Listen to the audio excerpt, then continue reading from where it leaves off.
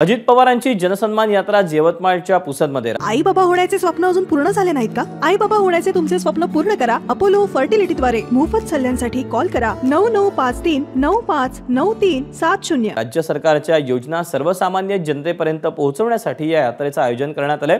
अजित पवार मतदारसंघातील जनतेशी संवादही साधणार आहेत।